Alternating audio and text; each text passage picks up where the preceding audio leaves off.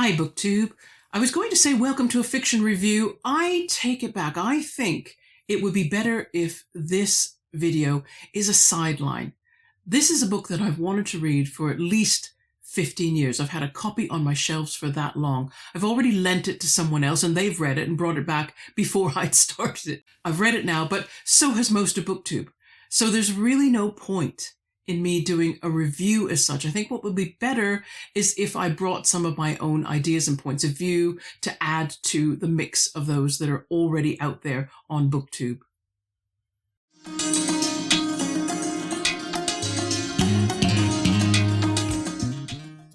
Today we are looking at, yes, The Secret History by Donna Tartt, published in 1992. 629 pages, and perhaps that's what's taken me a while to get to it, was I needed to have a time when I decided I could tackle a longer book. And you see the genre categories. I've said it's a Greek tragedy in contemporary literary prose. Dark academia. You may already associate it with dark academia. It seemed to have inspired that aesthetic trend. And it's also slightly gothic. I owned the copy, as I say, I've owned it, I'm sure, for most of the 21st century, because it was by then already an impactful title, a title you heard about again and again. Let's talk about the book's structure itself. It has got smaller text. It's 11-point Times New Roman font. So if you have trouble with that, bear that in mind. But there's good margins, at least 2/3 of an inch or 2 centimeters on all sides of the page. Beware, if you are interested in reading this book, long chapters, about 75 pages on average. So do not think about reading per chapter. What I did find was that throughout the text, there were many stopping points where instead of a single space between paragraphs, there was a double space to indicate some kind of temporal pause in the book. And that's where I would be putting my bookmarks. Those occurred much more frequently.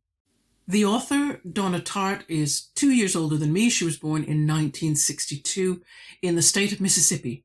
She went to the University of Mississippi, but she transferred after a year to Bennington College in Vermont. And from there, she got her BA in philosophy, graduating in 1986. The Secret History, originally titled The God of Illusions, which is interesting. I'm not sure which title I prefer. That came out in 1992. It was an instant bestseller and has remained a bestseller. Now, Donna Tartt is very protective of her private life. She doesn't often give interviews. She doesn't have a personal website, and she has no social media presence. I think that was it was wise ahead of her time in a sense. I see more and more people doing that, pulling away from social media to protect their privacy. She seems to have done that early.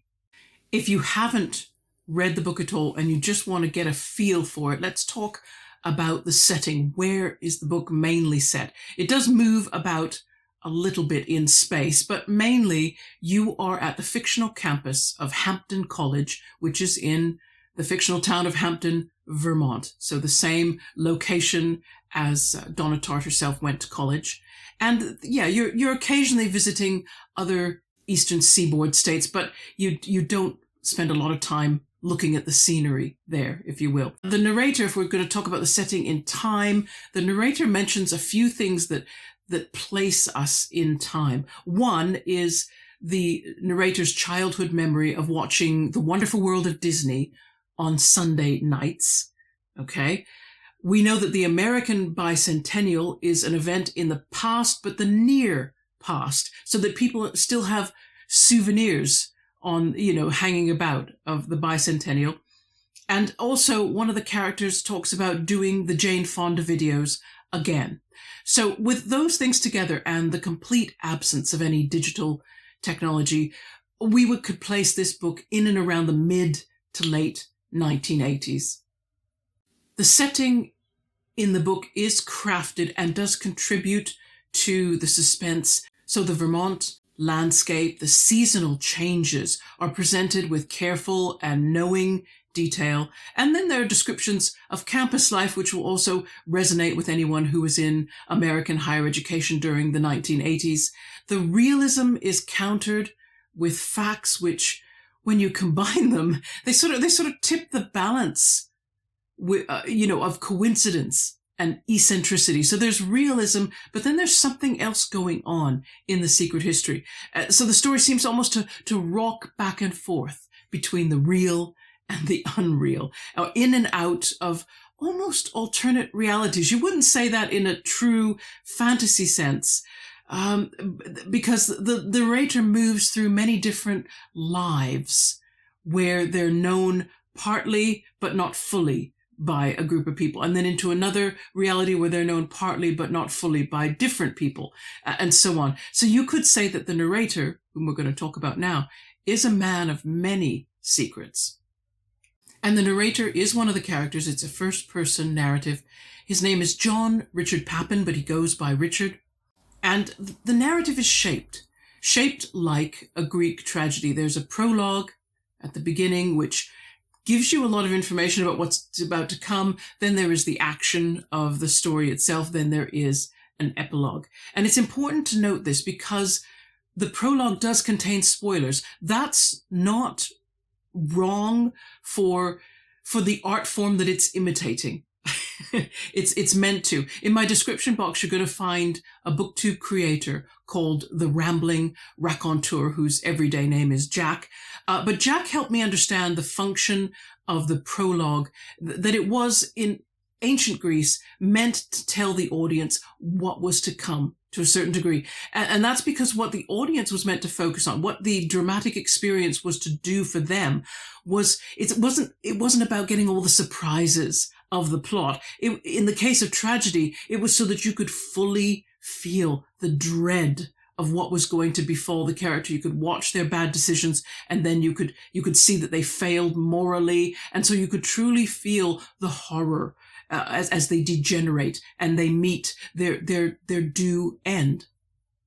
There are 6 dominant characters in The Secret History, and perhaps 30 others who vary in their importance.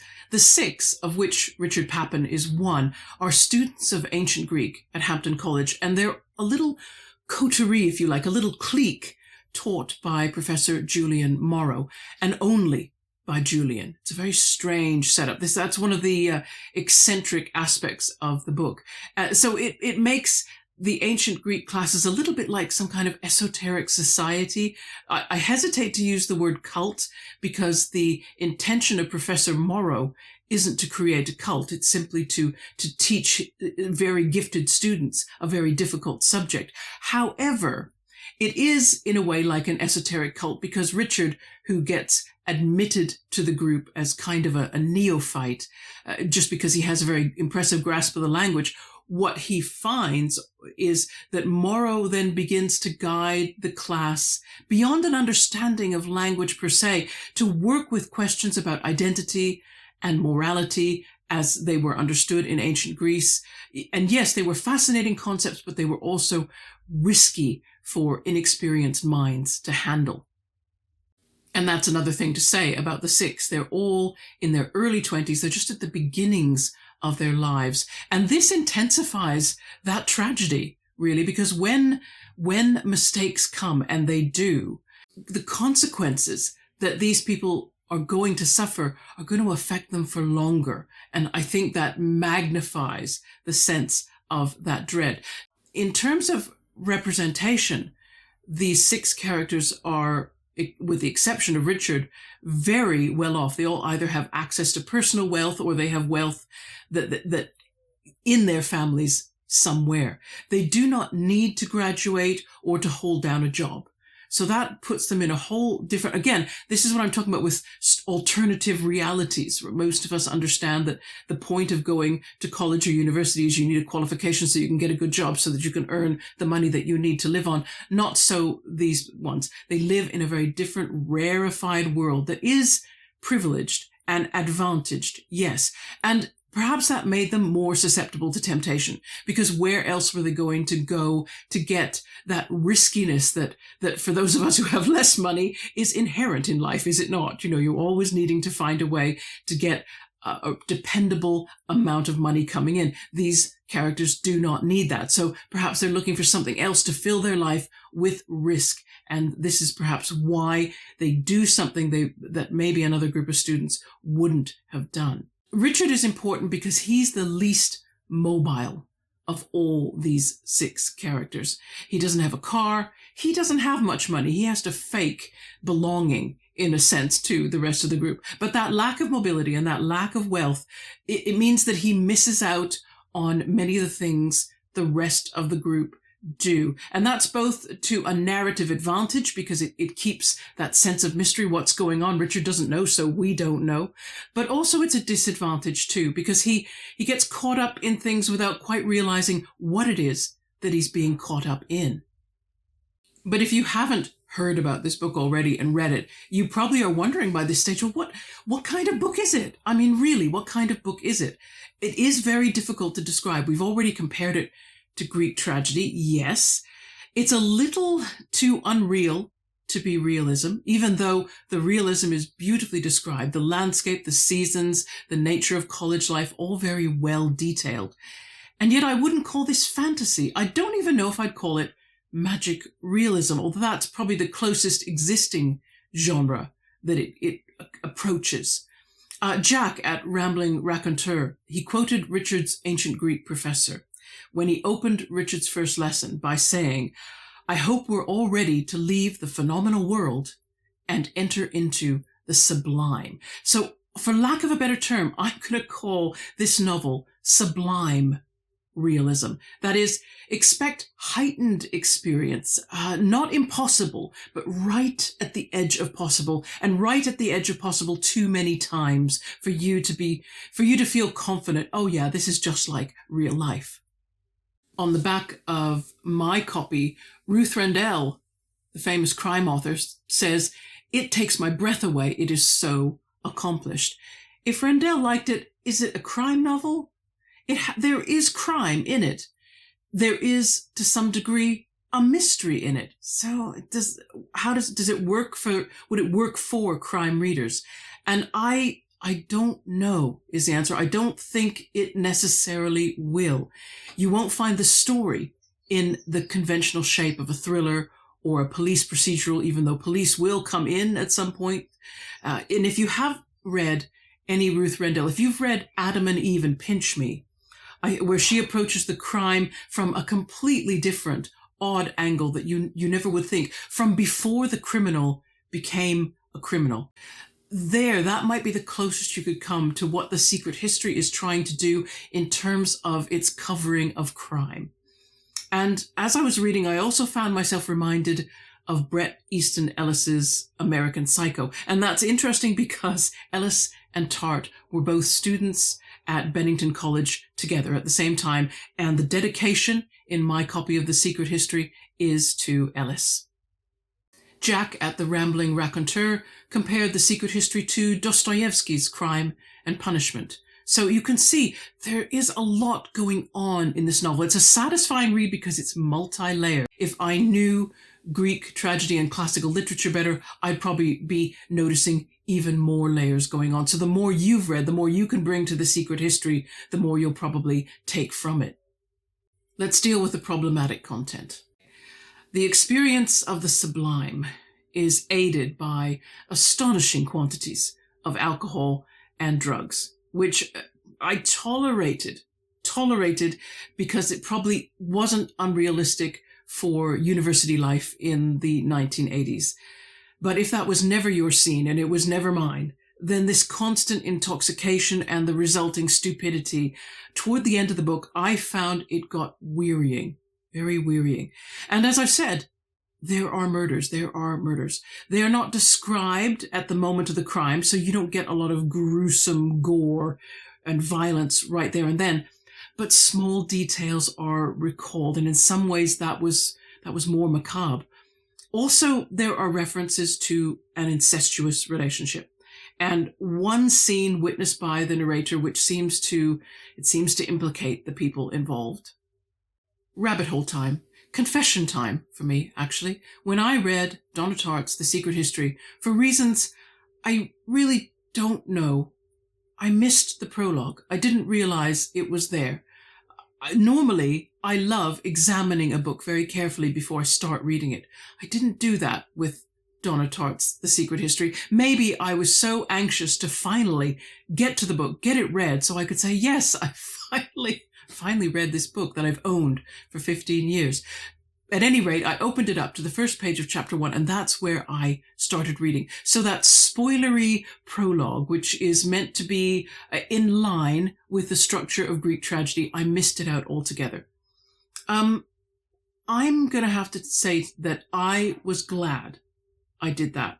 And okay, for those of you, there's going to be a lot of fans of the book who are going to shriek now, because if you like to read a book in the way it is written and not in some other way, or you feel strongly that the prologue was necessary and had to be read, you're probably going to not like this right now. But I did say I would give my own feelings. I was pleased that I left out the prologue. It meant that I was in complete darkness for, I'd say, the first 120 to 150 pages of the book. I thought, what is going on? Where are we going? This is very strange. These people are strange. This place is strange. What these people are doing, what are they doing? Where is this going? It created so much more mystery, and I had no dread at that point because I didn't really understand where we were going. Of course, at the point that the things happened that the prologue mentions, I got extra shock value because I was like, oh. And then, of course, my mind began thinking, well, what's the implications of this having happened? What will happen to the characters now? It got my mind turning, and then I experienced all the dread and the horror as the story went on, and there was more than one shocking thing that happened, and they were both very shocking. And then just the dread of, where is this going to go? What consequences are the characters going to have to deal with as a result of this? And of course, I didn't know what those consequences might be. So I found it really enriching to read the book that way. Then when I got to the epilogue, I thought, there's an epilogue. Oh, usually there's a prologue. And of course, it was at that point where I finished the epilogue first so that I could say I'd done the book. Then I went back and found the prologue and I read it and I thought, oh, no. Oh, I'm so glad I didn't read this. That was my impression. I don't know. I didn't suffer for having left it out. If anything, I feel my experience of the book as a modern reader who does like the shock, who does think the shock is maybe helpful for generating some of those emotions, I found it a good idea myself. And in the epilogue, Richard Papin goes on to study English literature, and he reads a lot of the Jacobean tragedies and Elizabethan works by Marlowe like Faustus, and he begins to see how the actions of his little coterie, his little cultish clique, how they were very much like Dr. Faustus, summoning up dark forces that none of them in the group truly understood, and therefore none of them could really hold back that time when the devil effectively comes to claim all their souls. And that's my review done. I'm hoping it's whetted your appetite for the book because I really enjoyed it. It's a definite reread for me. I think that's what Jack at the Rambling Raconteur also recommended. And I think, yeah, it can do rereading. It's a book that's strong enough to give you something each time you return to it. I'll give you a link to Jack's video because his is really helpful too. He has a greater understanding than I do of classical literature. So he brought something to his review of the book I couldn't bring to you. And that's it, everybody. I'm going to do some tag videos now for you because I have a backlog of tags. So I'm just going to go through a load of them, including my original one called How Proust Can Change Your Reading. Look out for that one. Okay. In the meantime, everybody, hope your reading's going well. Take care. Bye-bye.